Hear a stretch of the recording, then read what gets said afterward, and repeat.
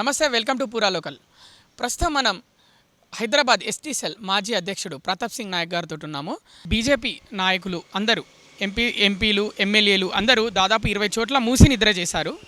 అక్కడే బస్ చేసి భోజనం కూడా చేశారు. ఒక్క ఇల్లు కూడా కూలనివ్వము, ఇల్లు కూలనివ్వకుండా మీరు ప్రక్షాళన చేస్తే మేము ఆహ్వానిస్తాము అని అంటున్నారు. మరి దీనిపైన మీ అభిప్రాయం ఏంటి? చూడండి, బీజేపీ పార్టీ వారికి నేను ఒకటే చెప్తున్నాను. ఈ మూసీ నదిని ఒక హైదరాబాద్ పరిసర ప్రాంతంగా కాకుండా ఒక రాష్ట్ర సమస్యగా, ఒక జాతీయ సమస్యగా చిత్రీకరించే ప్రయత్నం చేస్తున్నారు. ఇది ప్రజాస్వామ్యంలో చాలా దారుణం. ఇక్కడ విషయం ఏంటంటే, ఇక్కడ బీఆర్ఎస్ కానీ బీజేపీ కానీ ప్రభుత్వ అభివృద్ధిని అడ్డుకుంటుందన్న మాట ఇక్కడ స్పష్టమైన మాట వాస్తవం. నేను కిషన్ రెడ్డి గారికి ఒకటే చెప్తున్నాను, మీరు ఆంధ్రాకు 5,000 కోట్లు తరలించి ఒక తెలంగాణ బిడ్డగా, మీరు ఒక కేంద్ర మంత్రిగా మీరు తెలంగాణకు ఎన్ని కోట్ల నిధులు తెచ్చారు? ఒక్క రూపాయి నిధులు లేకుండా కేవలం ఓట్ల శాతం పెంచుకునేందుకు మూసీని ఒక రాజకీయ వ్యవస్థగా మార్చుకునే ప్రయత్నం చేస్తున్నారు. మరోవైపు అటు లగచర్లలో చూసుకుంటే ఇటు బీజేపీ ఈ విధంగా నిరసనలు తెలుపుతుంటే, లగచర్లలో కలెక్టర్ పైన దాడి జరిగింది. ఇది కాంగ్రెస్ వల్లనే ఇదంతా జరిగింది, కాంగ్రెస్ ప్రభుత్వం వల్లనే. వాళ్ళు ఫార్మా విలేజ్లు అనే పేరుతోటి రైతులను మోసం చేస్తున్నారు, వాళ్ళ వల్లనే కలెక్టర్పై దాడి దాకా వచ్చింది అని వాళ్ళు ఆరోపణలు చేస్తున్నారు. దాన్ని ఎట్లా చూస్తారు? చూడండి, ఇప్పుడు అక్కడ కేటీఆర్ హస్తం ఉన్న సంగతి అక్కడ నగ్నంగా దొరికిపోయిన మాట వాస్తవం. పట్నం నరేందర్ రెడ్డిని, వారి అనుచరులని పోలీసులు అరెస్ట్ చేసి జైలుకు తరలించారు. అక్కడ అతను దొరికిన వ్యక్తి ఏమంటున్నాడు? మా కేటీఆర్ చెప్తే చేశామని స్పష్టంగా చెప్తున్నాడు. అంటే అయినా కూడా మేము సహనంతో కేటీఆర్కు ఇప్పటివరకు మేము అరెస్ట్ చేయలేదు. ఒక ప్రతిపక్ష నాయకుడుగా గౌరవిస్తాము. ఇట్లాంటివి చిల్లర చేష్టలు మరి కేటీఆర్కి తగదు. ఇప్పుడైనా అతని పద్ధతి మార్చుకోవాలి. ప్రజాస్వామ్యంలో ఇది ప్రజల పక్షాన పోరాటే పద్ధతి ఇది కాదు.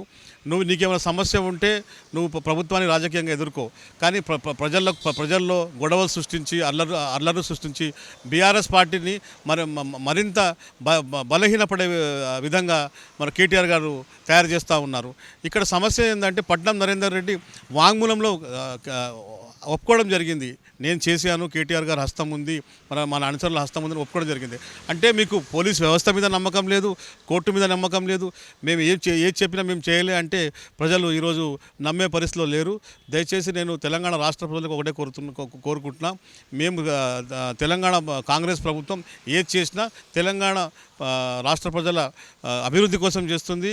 వారి ముందు వారి అభివృద్ధి కోసమే చేస్తుందన్నమాట మీ ఛానల్ ద్వారా తెలంగాణ రాష్ట్ర ప్రజలకి విజ్ఞప్తి చేస్తూ ఉన్నాను. మరోవైపు కేటీఆర్ అరెస్ట్ అవుతాడు అని ఎప్పుడైతే పట్నం నరేందర్ రెడ్డి అరెస్ట్ అయిన మరుసటి రోజు కేటీఆర్ కూడా అరెస్ట్ అవుతాడని అనే ఊహాగానాలు వచ్చాయి. మరి ఎందుకు అరెస్ట్ కాని పరిస్థితి? అంటే అక్కడ స్టేట్మెంట్లో కూడా కేటీఆర్ పేరు చేర్చారు, మరి ఎందుకు అరెస్ట్ చేయలేని పరిస్థితి? మేము ఈరోజు కూడా కేటీఆర్కి ఒక హుందాగా ఒక ప్రతిపక్ష నాయకుడిగా గౌరవం ఇస్తూ మేము అరెస్ట్ చేయట్లేదు. ఈరోజు కూడా కేటీఆర్కి మేము ఒక గౌరవప్రదమైన ప్రతిపక్ష నాయకుడిగా భావిస్తున్నాం. అయినా అతను చిల్లర చేష్టలు మానుకోవటం లేదు. ప్రభుత్వం తన పని తాను చేసుకుంటూ పోతుంది. తప్పకుండా అతను అరెస్ట్ అయ్యే రోజు వస్తుంది. తప్పకుండా అతను జైలు ఊచలు లెక్క పెట్టవలసిందే.